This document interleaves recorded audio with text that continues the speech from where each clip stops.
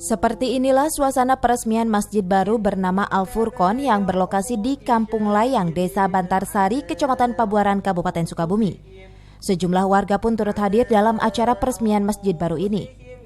Masjid ini sebenarnya telah ada sejak tahun 1990 silam. Namun sejak tahun tersebut kondisi masjid mengalami kerusakan dan dibiarkan tanpa ada renovasi.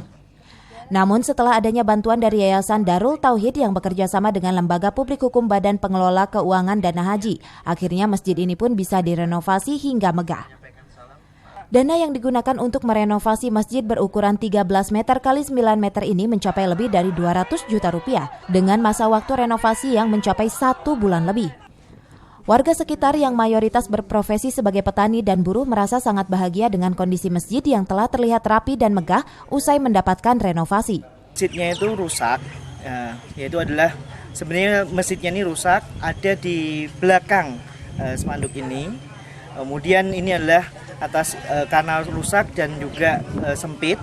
Kemudian atas salah satu inisiatif warga ada tanah yang diwakafkan dan sudah dikira wakaf, sehingga yang yang tadinya akan untuk merenovasi masjid itu kemudian tidak difungsikan lagi, kemudian dipindahkan di tempat yang baru, dibangun dari nol bersama-sama antara DT Peduli dan warga masyarakat sekitar kampung ini. Sangat bahagia, sangat membantu bagi kami karena di sini kalau dibilang minoritas, ya jelas minoritas penduduknya Pak.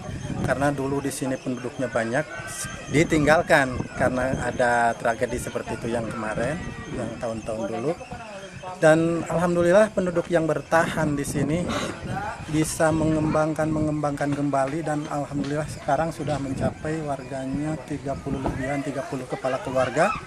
Dan DT Peduli kemarin memberikan bantuannya yang sangat kami butuhkan untuk saat ini, dan pas pembangunannya mendekati bulan suci Ramadan waktu itu, alhamdulillah sangat kami rasakan buktinya dan enaknya itu punya pembangunan yang sangat megah.